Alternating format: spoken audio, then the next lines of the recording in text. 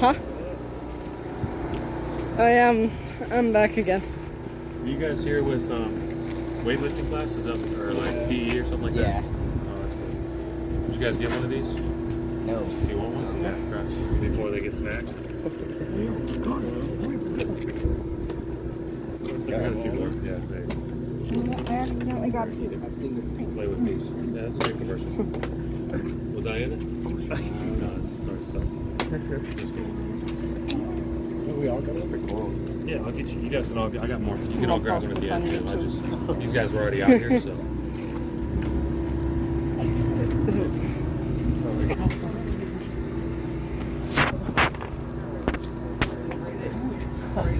Right? A lot of drama. That's social reality weather, so we're gonna get you guys on that. All right, you guys, come on in here. Hey, Jake, do you know if a PE class? I think they're done, right? I think he's gonna bring it, but Okay. So we'll get started. This goes till the end of the day, 2:30? Perfect. All right, you guys. Well, welcome. If anyone wants to get some shade, you can move over here, but I know some vitamin D is good too. But my name's Josh. I'm with UTI. I've been here. Oh, God, are you the 7-foot guy? Yeah. Sorry, I met 2 basketball coaches, so they've already heard about you. So I've been with UTI for 10 years. I think it's a fantastic school. And you guys are juniors. You're in the future ready class. I know you've probably heard or seen from a lot of colleges and careers, and that's fantastic that your teachers are exposing you to a lot of options. What we're here to do is what we found is, most people agree we got to do something after high school. We're not going to get to where we want to go with just high school diploma. Is that pretty fair to say? Okay, not all of us are going to be entrepreneurs or social media influencers or any of that stuff. Okay, so we got to get some sort of formal training. So if you guys are dead set and going to university, that's great. That's awesome, and I wish you the best. But some of you guys may not want to go the traditional route. You still need some sort of training, and that's kind of where we can fit in and fill in that gap. So we're considered a trade school. So who kind of knows what a trade school is? Anybody? Any ideas? Like what it is? Or why is it different than a university? Any guesses? Yeah. You actually learn the trade, how to do it, what to do, how to not screw up. Hopefully, that's exactly right. Yeah, exactly. So, trade school is basically you learn a specific set of skills to go directly to work. So, our programs are anywhere from 9 months to a year and a half because we don't have English and math and history and a lot of general education classes that you'd have to take. So, I went to college and I majored in business. Okay, I took classes at Loyola Marymount. It's like 40, 50 grand a year. I took classes like fundamentals of music. I had to make a flute and play a song in front of the class. Okay, I haven't played it since, and I don't use music. I listen to it. I took Nintendo narratives. I don't really know what that class was. I didn't really go too much. Don't do that. Okay. I took history of animation. I took survey of marine pollution. I took all these classes because in college you have to take a lot of electives and general eds. And so, yeah, those are fun classes until I realized how much I had to pay for all those classes. Okay. What students like about UTI is there are none of those extra classes. If you want to work on cars, literally, you're taking apart an engine on your first day of class, okay? And cars are not like they used to be. We're not looking at for your grandpa's Chevy or people restoring your old Chevelle. That's all cool stuff. But today's cars are basically computers on wheels. So we have graduates that work for Tesla, that work for Porsche, that work for Audi, Mercedes, BMW, and these cars are anywhere from 40, 50 grand all the way to 200,000, all the way to a couple $1 million. So we're trying to get people to understand that by going to a trade school, that's no less than going to university. You're not somehow have lower income potential or not a chance to make as much money. One of our graduates, his name is Spencer Smith. He moved here from Walla Walla, Washington. I don't know if anybody's ever heard of that. It sounds like it's out of a Dr. Seuss book to me. I thought it was a made-up place. But he moved here from Walla Walla, Washington. Went through our BMW program, was a tech at BMW, but he always wanted to get into management. So then he became a shop foreman at BMW North Scottsdale, then a service manager, and now he's the service manager at Porsche in North Scottsdale. Okay? He makes a little over 250 grand, and he has no masters, no degrees, literally just a trade school education. Okay? His wife is actually a doctor, and she has over 500,000 in student loans. Okay? And she was making 80 grand to start. Okay? So again, we need doctors, okay? You need to go to school for a long time if you're going to cut people open, okay? I completely agree with that, okay? But we need people to fix BMWs. We need people to fix Porsches. We need people to fix side-by-sides and quads and Harleys. So if that's something that interests you guys, I'm just showing you that there's another option to do after high school, okay? One of the cool things about our programs is we partner with some of the top companies in the United States or in the world, really. So once you're done with the training, you can specialize with Porsche, or you can take our BMW program, or Cummins, or something along those lines. So really, it's anywhere from 9 months to a year and a half. You do get an associate's degree without taking the general eds. We offer financial aid, just like universities or anything like that. And a lot of companies do tuition reimbursement. So if you guys work really hard at school, the company that hires you after school can either pay a portion or 100% of your tuition while you work there. So there's a lot of ways to go about it. And again, I realize this is not for everybody, but that's the reason I brought Chris out here. And that's the reason I brought a bunch of Harleys and cars. So even if you don't like cars, you can hear a cool car, or you can do virtual reality welding. So that way I don't have to do a PowerPoint for an hour and a half. Does that sound good to you guys? Yes, sir. Thank you, so I appreciate that. Okay. But now I'm going to turn it over to Chris. He's going to tell you, he's actually a graduate of the program. So who better to tell you about the program than somebody that's actually gone through most of the classes. So let's give him a round of applause. It's his last one. Thanks, Chris. Alright guys, my name is Chris Johnson. I'm a local admissions marketing manager for Universal Technical Institute of Avondale. But like Josh said, I'm actually a graduate of UTI as well. About 10 years ago, I did the automotive, the diesel, and the Ford programs that are offered here at our Avondale campus. And I'm glad that I did for a few different reasons. One is reputation. There's not another auto school out there like us, guys. We're pretty much the Harvard of auto and diesel and welding programs out there. So it was definitely nice to have that reputation follow me wherever I went. There's not, honestly, a shop or a dealership in the United States that doesn't already know who we are and doesn't know about the technicians that we produce. So having that follow you around the rest of your life is pretty awesome. Second thing I'm glad that I did is I took at least one manufacturer course. So we have over 35 different industry relationships. And essentially what I want you guys to take away from this is essentially these are like electives that you guys can choose to take. Say you take our auto program, but you're like, okay, I learned to work on cars, but I really like BMWs. We actually have a BMW program at our campus that you can take. Additional couple extra weeks, and it actually gives you factory certifications that actually count in the real world. So what I did is I did Ford. It was an additional 15 weeks, not a big deal. And it gave me about 70% of the certifications that Ford offers their technicians. Had I not done that, it would take me 5 to 7 years to earn that same amount of certifications in the dealership. So I definitely saved myself a significant amount of time. And it's allowed me to do a few things. One, I was able to move back home to Washington State, where I'm originally from. And I was able to get a job at a Ford dealer like that. Stupid easy. Honestly, it was like the first dealer I applied at. They hired me on the spot and had me working that following Monday. So really, really easy to get the job. The second thing it did for me is since I was already factory certified, I was familiar with their vehicle lineup, I understood their diagnostic equipment and everything, they had no problem paying me a significant amount of money more than had I just walked in the dealership coming just as a UTI graduate. So I was 19 years old. I had already finished all my programs at UTI. I had my associate's degree. I had Ford factory training under my belt. So I was, pretty well off. A lot of my friends the same age at that time, they were still working on their second year of college, or they were doing community college stuff. I was actually out there making career money. And being the young, responsible person that I was, what do you think I did with my newfound income? Save.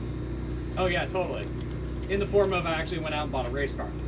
So, I went out and I picked up a 1995 Nissan 240 SX. How many of you guys know what that is? Like a couple. Alright. And I decided to build that into a drift car. How many of you guys know what drifting is? Alright, my kind of people. So, I started off by just getting rid of the factory 4-cylinder motor in this vehicle, and I decided to drop in a Corvette engine. LS2 out of a C6 Corvette. Bolted on some LS 3-cylinder heads, some nice healthy camshaft and headers and a tune. And that car was making about 500 horsepower, which wasn't bad because it only weighed about 2,600 pounds, so it was incredibly fast. And I started competitively drifting in that vehicle up at Evergreen Speedway in Monroe, Washington in their Pro-Am series. But in the process of actually building this car and actually starting to competitively drive in, I started to realize that I was more interested in performance aftermarket vehicles than I was working on stock cars all day long. So I actually left my job at the dealership to go work for a performance race shop.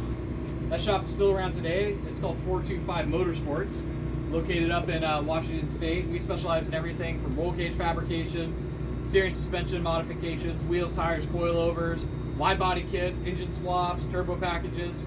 Essentially, if whatever you want to do to make the car fast or look fast, we can help you out with that. What separated us from a lot of other race shops in the area, because honestly guys, race shops are all around in different cities.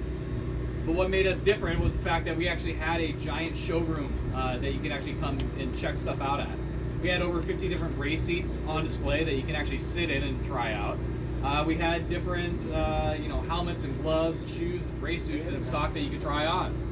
We have performance parts in stock like control arms and exhaust systems, quick release steering wheels.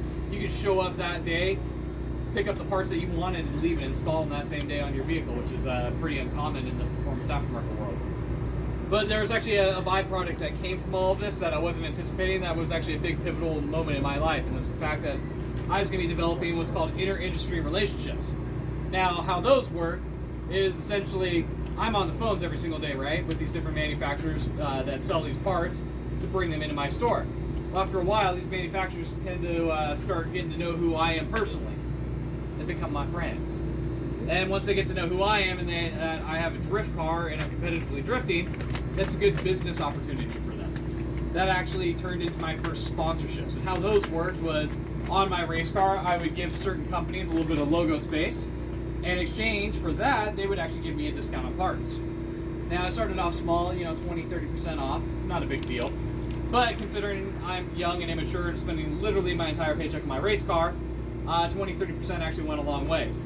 That allowed me to purchase more tires, which if you didn't know, you go through a lot of those drifting.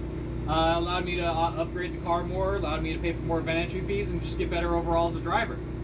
That way, that following season comes around, I've represented these companies well and I'm a better driver. They actually start giving me full sponsorships. Now, how that worked was instead of giving me a discount on parts, they were actually giving me free parts. That really opened up my own pocketbook to invest in other things like a brand new truck and a trailer, more event entry fees, more tires, better shop equipment like tire changers and balancers. So I was very self-sufficient. That kind of rolled on into my third year, and again, these sponsors wanted to help me out even further. This is when things really changed big for me, because now I moved from full sponsorships up to monetary sponsorships. Now what that means is all these companies that I represent with logos on the side of my vehicle are now paying me paychecks at the beginning of the season. Sometimes upwards of $10,000 a company. And I take all that money and I reinvest that back into my program. My car, my truck, my trailer, driving more, going to more tracks, tires, equipment, so on and so forth. That year I actually ended up winning the championship at Evergreen Speedway and secured myself my Formula Drift license. I'm actually a professional drifter. I've competed in Formula Drift for 2 years now. Now, as fun as 500 horsepower 240 sounds, that's not going to hang in FD. I had to upgrade my car significantly to make that jump. So, I actually got rid of the Corvette engine that was in it, and I opted for a even bigger Corvette engine in the form of an LS3. This one was fully forged, fully built with a 416 cubic inch stroker kit in it. Ran a 250 shot of nitrous, and the car made over 850 wheel horsepower. The car also had a tube front, tube rear, wide body kit, fuel cell, roll cage. I mean, there was not a nipple or wire on this car that I hadn't touched myself. And I got to compete all over the country in this vehicle. I was still working for the race shop at the time. I was still living up in Washington State, but in the spring and summer months, I was competing in places like Northern California, Southern California, Arizona, Texas, Florida, Georgia, New Jersey, St. Louis. I was all over the country for 2 years. And not only that, I actually started my own side business as a stunt driver and entertainer. So I've been on the news before, I've done commercials, I even did a commercial for UTI a few years ago. So that was a lot of fun. I did that for about 2 years, and I decided to take the car off the circuit and rebuild it, and that's kind of where I am now with it. I'm actually looking to keep the same Corvette engine that I have. I'm going to run a giant turbo on it with nitrous.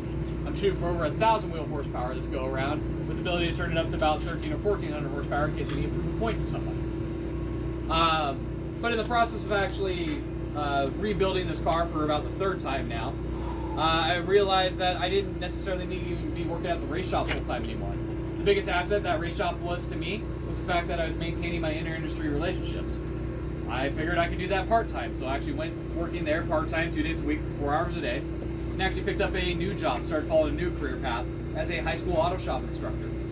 That was really cool because I was actually teaching at the high school that I graduated from, teaching the auto shop program that I took in high school. So it was actually a very fulfilling position. I actually found out that I really enjoy working with students every single day, but it also has some perks. I had 24-hour access to the school, even during the summertime. I now had a giant shop at my disposal. I had 8 bays, 4 lifts, millions of dollars worth of equipment that I didn't have to pay for, and during the school days, I had a bunch of free labor to help me work on my cars. So it was a win-win. Students didn't mind it either because instead of working on a stock vehicle like me and getting fed up with that, they got to work on performance race cars all day long. So they did not mind. I did that for 2 years, even partway through COVID, so doing some of that stuff virtually. And eventually UTI kind of caught wind about what I was doing, and they convinced me to move back here to Arizona and take over this role. Now what I do every single day is I drive this truck and trailer around the entire southwest United States with that Ford GT and this motorcycle, and I still get to work with high school students every single day. So I still get that, little hole in my heart filled by working with students. But honestly, I probably have the funnest job in the company. The reason why I'm telling you guys this isn't just because I'm incredibly conceited and I like talking about myself. Don't get me wrong, that is entirely true. But I want you guys to understand that that's actually 5 different career paths that I've had in the past decade, and only one of those was in a dealership turning a wrench for a living. So my personal word of advice to you guys is this. If you guys are maybe considering a school like ours, you think it's fun, you think it's cool, you like cars, you want to learn how to work on cars, but you're not necessarily wanting to do that for the rest of your life as a profession, you don't have to. There's tons of other career fields that you can get involved in that really could benefit from our training that we can provide. You just got to think outside the box a little bit. Look at what I did. I've been a high school teacher. I've started my own business. I've competed professionally in a sport, all because of what I learned at UTI. So give it a shot. If this sounds fun, we'd love to have you. We'd love to, see what we can teach you and see what you guys can do with it. So our goal, though, is to set you up to become a entry-level technician. Again, you don't have to say that. You can do many other things. But we're shooting to build you into a technician. The reason why I say technician and not mechanic is because those are 2 different things. Mechanic is somebody that you would imagine is kind of dirty, greasy, stinky, butt crack hangs out sort of thing. Yeah, we're not going to teach you to be that kind of person. We're teaching you to be more of like a doctor for cars. Be able to use today's most advanced technology to work on today's most advanced vehicles. For example, this F-150 Raptor here has over 100 million lines of computer code in it. Now, I'm not telling you guys this because I want to intimidate you and make you think you need to learn, read, write, computer programming to work on cars. That's not it at all. You guys just need to be familiar with technology. Honestly, you guys all are. Believe it or not. I guarantee every single one of you probably has a smartphone, and every single one of you has different apps on that smartphone that you know how to use. Whether it's Facebook, Instagram, Snapchat, TikTok, Tinder, whatever you're into, you guys understand these different interfaces and how to use them. That's important because even 10 years ago, when I was a technician in the dealership, we were using iPads as scan tools. I was using a Bluetooth device in that iPad to communicate with the vehicle. So you need to be very comfortable with modern technology. And this is where the issue lies. Because the average age of a technician in the United States right now is about 54 years old. Not young. And it kind of seems like this older generation, the boomers, kind of struggle with the technology a little bit. I guarantee a lot of you, even by show of hands, how many of you had to help your parents out with technology? Yeah, set up Wi-Fi or Bluetooth or stuff like that. So you can imagine somebody that age or older trying to learn vehicles that have crazy advanced technology.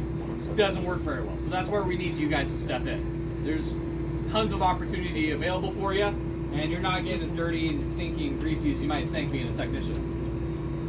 Another thing I want to talk to you guys about is the skilled trades gap. So up here I got a list of a bunch of different careers that you guys can get involved in that are fantastic paying careers that can pay as much or more than anybody with a 4-year college degree. The first couple up on this list have asterisks. Well, I can directly help you out with. Auto body collision repair, auto technician, CNC machinist, diesel, marine, motorcycle welding. We have classes for all of those. So if any of those interest you at all in the slightest, why not learn to get paid to do that stuff and make some killer money? Now maybe a few other ones that you guys haven't considered would be construction equipment operator. On a surface level, you wouldn't think that those guys make a good amount of money, and you think that they're busting their ass every day. That's really not the case. They are actually making a fantastic wage, and if you really look at what they're doing, they're sitting inside a tractor all day that has glass doors, in a climate-controlled environment, so heat and AC, on a seat that is air-cushioned, playing with joysticks all day long. They're not in the bottom of a hole with a shovel digging. They're actually getting paid a fantastic wage to do what they do. Aircraft mechanic. They get paid really, really good, and you don't need to have a 4-year college degree to do that, just a little bit of training. I mean, my truck breaks down, I pull over on the side of the road, it's not a big deal, right? Airplane breaks down, you hear about it on the news, it's a little bit bigger of a deal. So they get paid fantastic wages to do what they do. Avionics technician kind of falls under that same category. HVAC technician. So for those of you that don't know what that is somebody that works on heating, ventilation, air conditioning systems in buildings. They actually make fantastic money, and I found this out just a few weeks ago. I was in doing a presentation at a school in Yuma, and I was talking to a student, and they said, "Oh, my uncle's an HVAC technician." Okay, interested. How well off is he? Because I don't really know much about this profession. He goes, "Oh, he does pretty good. He actually just recently bought himself a McDonald's." Excuse me? He bought himself a McDonald's restaurant because he just wanted a little extra passive income, something that he didn't have to invest a bunch of time and money into. Well, you got to have a lot of upfront money to be able to afford a restaurant like that. So next time you see that person out there in that van that says Joe Blow's Heating and AC, just keep in mind he might be making a crap ton more money than you think he is.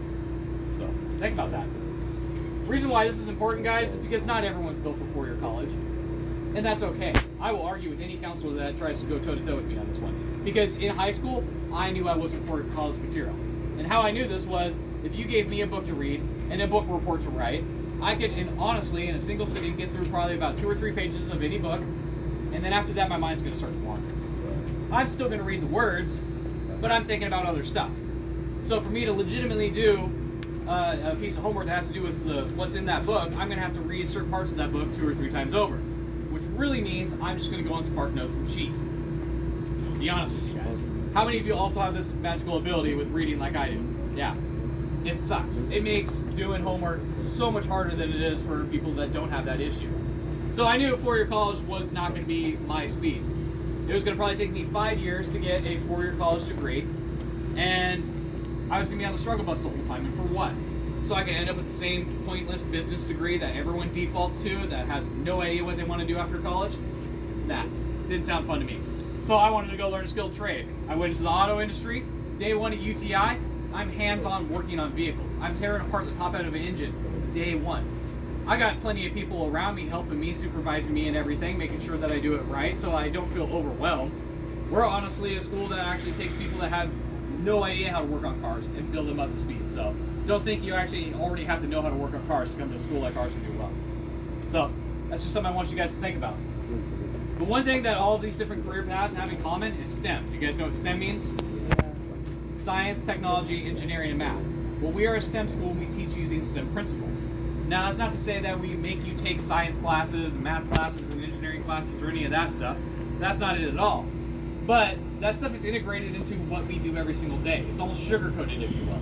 So you don't realize you're doing that stuff because you're just having fun learning how to work on cars. And I'm going to give you guys a couple examples of how we integrate STEM into our programs every single day. First off, I'm going to show you our virtual welder. Get around to you real quick. So this is actually something that we use in our welding program. It actually helps students become better welders. So it actually canceled out on me, so I have to set this up, and this is actually a really good example to show you that it's actually, even the setup is actually very similar to doing a real welder. So I'll just type in UTI here, go ahead and hit continue. So now I actually got to choose my metal that I'm using. I've got the little T-shaped coupon on there, so I'm going to do that. I'm going to say it's about a 1/4 inch thickness. Now I got to choose my type of welding gun that I'm using. So I'm using the short circuit GMWA welder. Now I got to change the head rotation real quick on this, make sure I got all the stuff set up. I'm going to choose the Race Motorsports shop because that's the, my home right there. Now I actually got to set up the proper gases. I'm going to be using CO2 as a shielding gas here. I got to set up the flow rate just like you would on a real welder. Hit continue. Got to set it up to DC positive, bring up my voltage to about 20 volts, and wire speed at 200. Now just verify everything is good, and I actually set this welder up just like I would a real welder in the real world.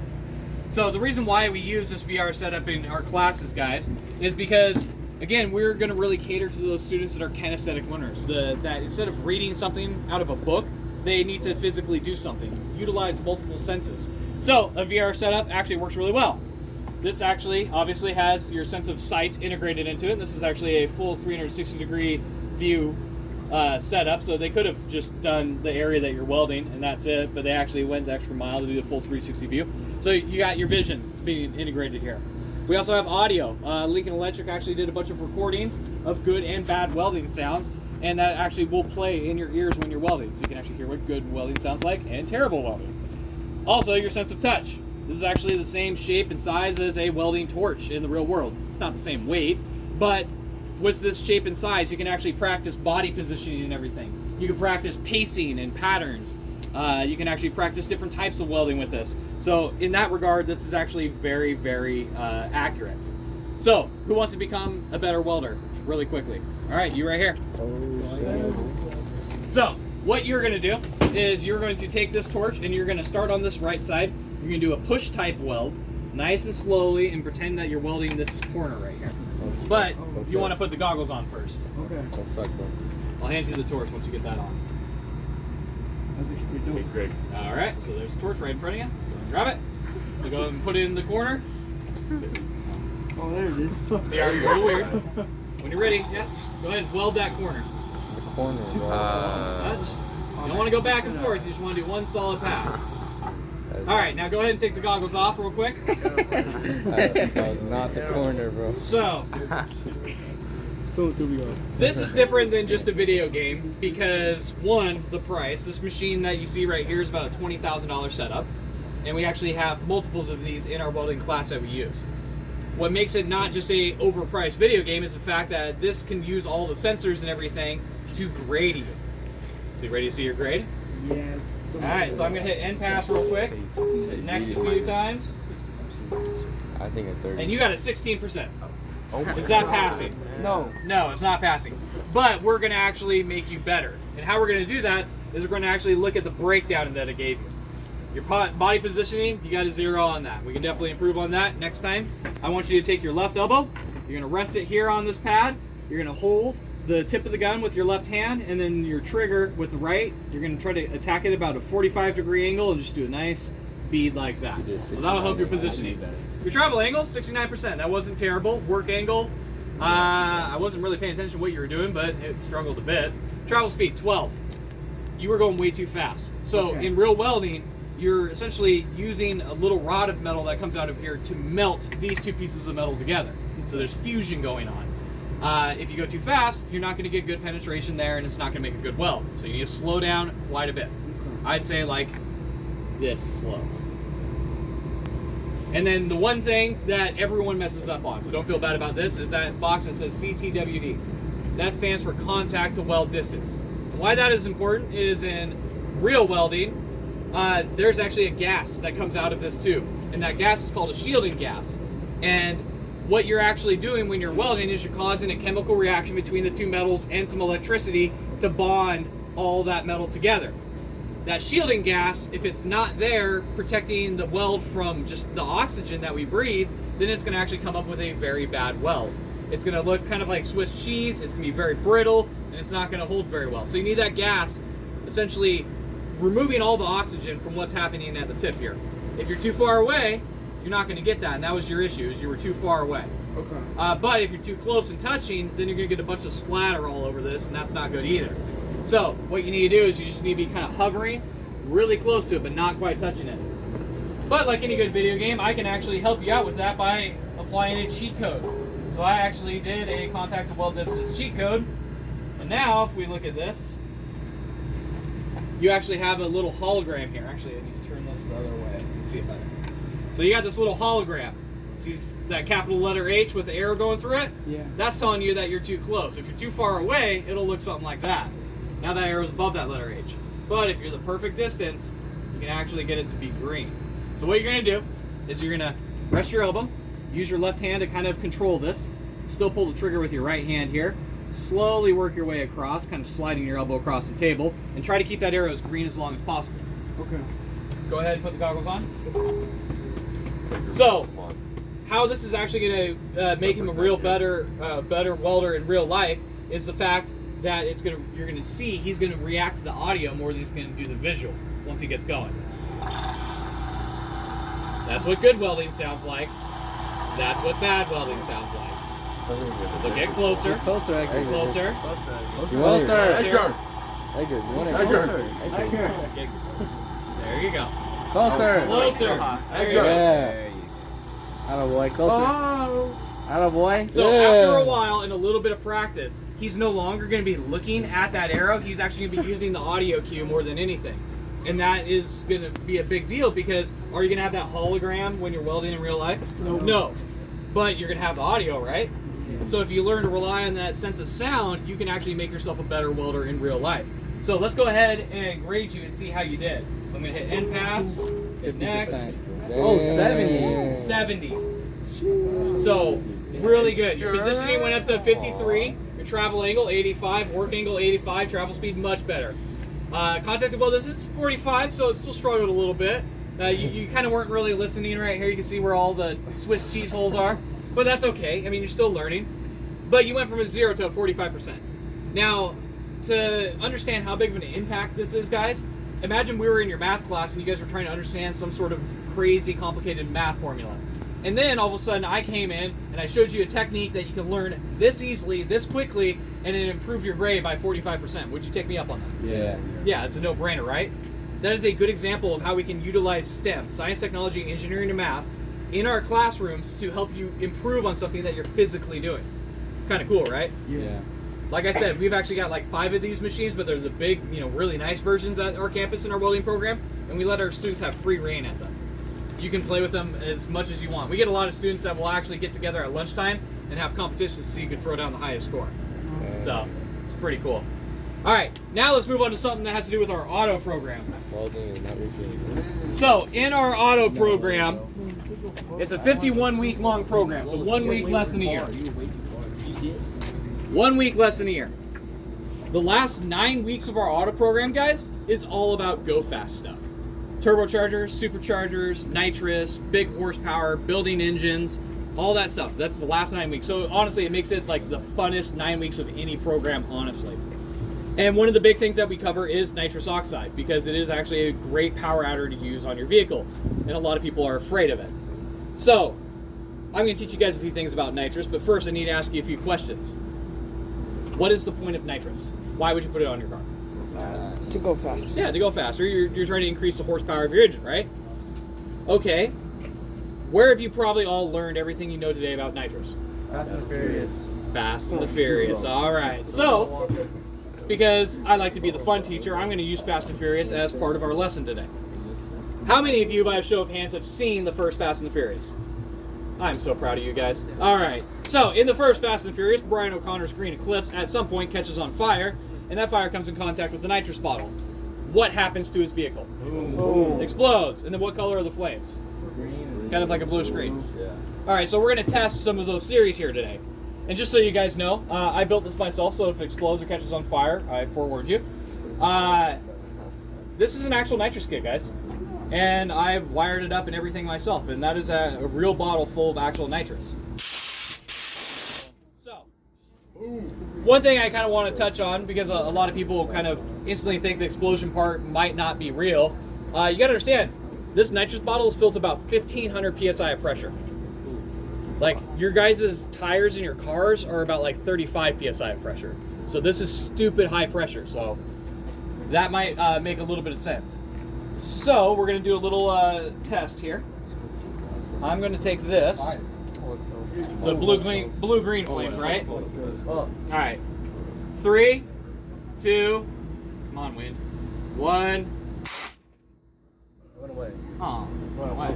Maybe if I hold it further out here. Wait, hold, let me use the video. Oh. Maybe if I use a different lighter. This is my little taser lighter. It actually makes a little spark. Now, if you want to touch it, it'll shock you pretty good. So it's got a little electric spark at the end. So, but the nice thing is this doesn't blow out. 3, 2, 1. Gotta turn it on. happening? Why is nothing happening? It's not flammable. That's exactly true. Look at the bottle right here. There's a big green label on it that says non-flammable gas. Nitrous oxide is a non-flammable gas. So what does that tell you about Fast and Furious movies? It lies. Fake. It's a bunch of bull, exactly. But this actually kind of raises a question. How does a non-flammable gas that gets injected into your engine allow you to make more horsepower? Because this is real nitrous. I'm not BSing you guys. That's crazy. Increases Airflow. chemical reaction. No. Everything I know is a lie. It increases the air. More air. Close. Mixed with air. What's the scientific name of nitrous? Those little pistons.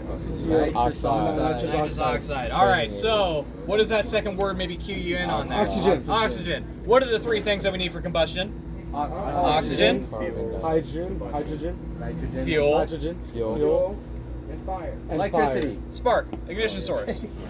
So, what this is doing, guys, all nitrous does is it just helps out the oxygen part of that equation. So it's obviously not as dangerous as a lot of people think. How you make horsepower with nitrous is all you're doing is you're chemically adding more oxygen molecules into that motor, which means that allows you to add more fuel. If you have too much of one or the other, you're not going to make horsepower. A good example of this is if I had a lawnmower sitting here and I had it running, if I give it just a bunch of extra oxygen, is it going to make more horsepower? No. No. All right. What if I give it a bunch of extra fuel? Is it going to make more horsepower? No. No. But if I give it a bunch of extra oxygen with the proper ratio of fuel, Yes. then I have a very violent hovercraft for about 4 seconds and then it's going to explode. Because you don't put nitrous on lawnmowers. I don't know what you guys are thinking. So, that is how nitrous makes horsepower. But honestly, that's how other power adders work too. You guys have heard of turbochargers and superchargers, right? Yeah. All they do is they're air pumps. They force extra air into the motor, which allow you to add more fuel, which results in more horsepower. Simple enough. This just chemically does it. But this actually has a big advantage over those other power adders, and that has to do with this up here. You guys notice how that's like all frozen cold? Can somebody come up here and verify that is absolutely freezing for me? Oh! It is cold, right? Yeah, it's cold. And is your hand frozen now? Just a little bit? Nah, I like freeze my thumb every time I do that. So it is absolutely frozen cold. That is a big advantage because this is getting that super chill is happening in our intake air. So the motor is going to suck in air from outside anyways. It's what, about 80 degrees outside, so you got 80-degree air temp. Do you think, by super chilling that air down to below freezing, would that oxygen that's already going into the motor be more dense? Yep. And if it's more dense, I can have more fuel, right? Yeah. Which means I'm going to make more power, right? More fast. There you go. That's a big advantage this has. Vehicles like my GT here, supercharged car, forces oxygen into the motor just by squeezing it in there, but that oxygen is hot. So it's not very dense. So you can only add so much fuel. This is super chilled. This is why I'm actually going to run a turbo on my car with nitrous, because I actually plan on not running an intercooler on my car at all. I'm gonna take this giant turbo, I'm gonna mount right in front of my engine, and it's just gonna force air right into my engine, and then we have a little nitrous fogger, a little nozzle like this, that every time that I start making boost, it's gonna start shooting nitrous in my engine to cool down the air. I'm gonna make maybe 75 extra horsepower just because of the chemical in there, but I'm gonna actually make 300 or 400 more horsepower because just the air that I'm already using is now that much more dense. Yeah. So you can do some pretty crazy stuff if you know what you're doing, and it's not that sketchy. Everyone is so afraid of nitrous, but it's really not that dangerous. So do you guys feel like you learned something? Yeah. All right, so this is how we like to teach at UTI. We try to get you guys as involved and hands-on as possible. Honestly, if we were at the school right now and we were doing our nitrous lesson, the next thing that we would do is we would go out to the shop where I've got a couple Corvettes and Camaros. They have nitrous kits on them. You guys would take those cars out to our dyno, which is essentially a treadmill for cars that measures horsepower and torque. You guys would strap them down, run them on the dyno, make tunes for them, and see how much horsepower you guys can make out of those cars. Yeah. I told you the last 9 weeks of the auto program are pretty tight. And you don't have to pay anything extra for it. It was awesome. So, if that stuff interests you, man, I would maybe, come talk to me about the auto program. It's a lot of fun. So, all right, enough with the educational side of things, even though I'm sure that wasn't too bad. Let's talk about some of the fun toys I brought.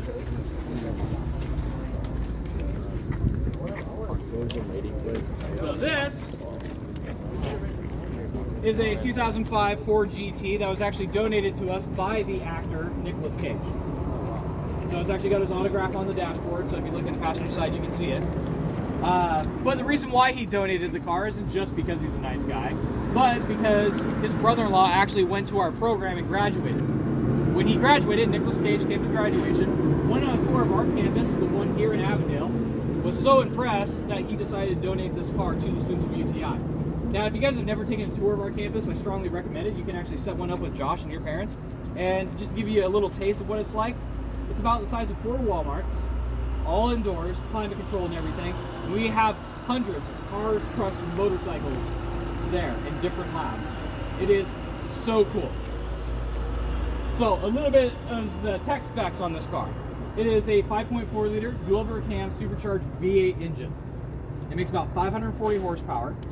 It is capable of 200 miles an hour because of its incredibly lightweight. It's entirely made up of carbon fiber and aluminum, so it weighs almost nothing. There is only 4,000 of these made in the years 2005, 2006.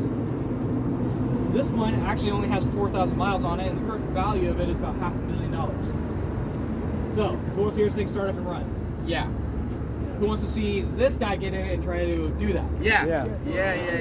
Oh my gosh. It's got a nice little top here. Let's go ahead. See you come in. No way. I have a middle car. We're not gonna close the door. Sure we will. No way. Alright, you scoot it back all the way. There's the key. No way. I think he'd be more pessimistic. I don't know if I can do it. Oh, you Look at his long ass legs, bro. He's not getting legs. Yeah, you got it. No, don't hit the car. There you go. All right. This is kind of selfish. I just wanted to see this. So what you're gonna do is put the key in and roll it forward 2 clicks. So you get all the lights on. It's not here. All right, now you're gonna push the clutch in all the way. So it's the pedal on the left right here. Push this all the way to the left. And then you're just gonna hold down that red engine start button that's behind your knee. Hold it down. Yep, just hold down for like 2 seconds. Alright, now you go ahead and let you put off the clutch. Alright, so I'm going to actually let him rev this thing in a second, but I want it to run for a minute for 2 reasons. What are the 2 reasons? So let it Get hot. Let it warm up, yeah? warm up, yeah. Okay. What's the other reason? get it breathing. It sounds cool. Oil pressure, that's exactly it. I want it to build up a little bit of oil pressure so I have that hydrodynamic wedge. Essentially, that's going to keep the metal parts from rubbing on the metal parts, causing heat and damage. But that only takes a few seconds to do, and the car's already warm, so why don't you go ahead and give me a couple revs.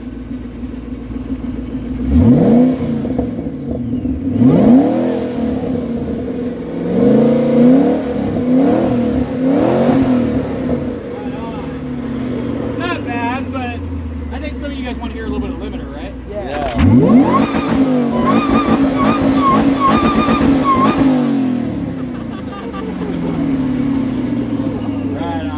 Alright, now go ahead and shut the key off. Alright, let's give it up for our stunt driver here.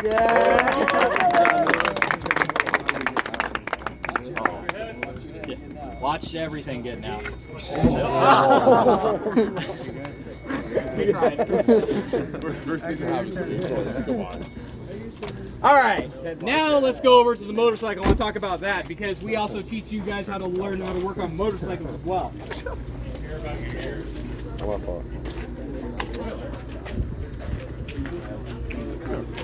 Do you want to hear anything for the next 30 minutes to an hour? So this, ladies and gentlemen, is a Harley-Davidson Destroyer motorcycle. So this is a bike that they make factory. You can buy these from the dealership. And they are drag race only, so they are not even street legal. What makes this bike special though is this bike is actually the prototype that Harley-Davidson built. So they did all the testing with this bike. So if you look up the magazines and everything, that is this bike right here. This bike has actually gone over 200 miles an hour at Bonneville. This bike has done the quarter mile in 9.8 seconds. It is a 1300cc engine that is running about 15-to-1 compression, 110 race gas, and makes about 200 horsepower to the tire, which is a lot for a motorcycle. Also, Porsche helped kind of design the engine with Harley-Davidson, so it does a few things different.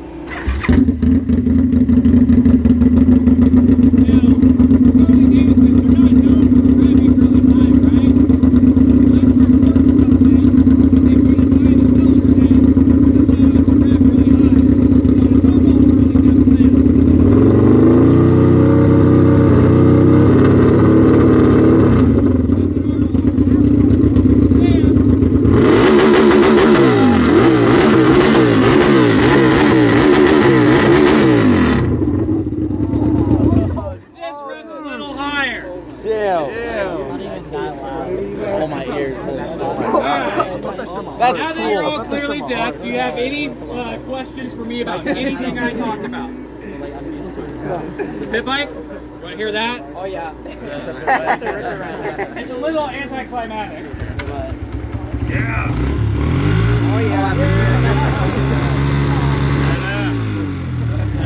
I have the same one at home. This honestly is funner to ride than that.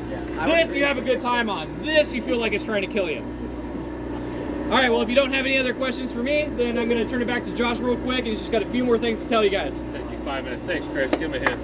Appreciate it. Thank you. Thank you. All right, you guys. So hopefully that was a little bit more fun than a PowerPoint. At least we got to make some noise and do some welding. So that's kind of how we like to do things. So this is obviously a little snapshot of what we have. We have a lot of events at the campus where you guys can see a lot more of this stuff. So we have open houses where you have performance workshops, so you deal with tuning and turbos and nitrous and Fast and the Furious stuff in real life. We're going to be taking a field trip to UTI and to a dealership coming up in March. So we have a QR code that Chris is holding up. If you scan that, fill it out, it's going to send me a list at the end of the day. I'm going to send it to your Year Up counselor, and she's going to take you guys in a bus to a field trip. So that'll be a lot of For the fun. field trip, guys, the laminate. If you guys are juniors, we have the Summer Ignite class. It's 2 classes for free over the summer. So there's that flyer. So if you guys are interested in that, you can save about $4 grand, get a chance to see what it's like to go to UTI before you end up going. So really good opportunities there. Plus I have booklets, lanyards, and whatever else you guys need. So thanks for being a good class. Chris has some more. If you have any questions, come talk to us. Otherwise, enjoy the rest of your 13 minutes or whatever you got. So if you guys actually want to get in the GT and take photos, you're more than, yeah, go for it. You can take selfies in the car. So, what the phone? You serve in the military after you have those? Come on down and you serve in the National Guard or the reserves. We're good to go. You get some benefits while you're going to school. So we'll let you have those whenever you have to check in for drill. We'll let you have those times off. Yeah. What the heck? Did you retire? I thought you retired. He said you were What the heck? They did the little thing, and I was like, and then I just heard that. I'm like, that's the TT. There they are. Where are they at? Oh, they're playing the gym. I was like, man, this guy's returned from Toronto. I mean, that was the year the pandemic happened. So what? So They called you out of retirement? I didn't want to. It kind of like. What do you put for UTI high school ID? You can just put the name of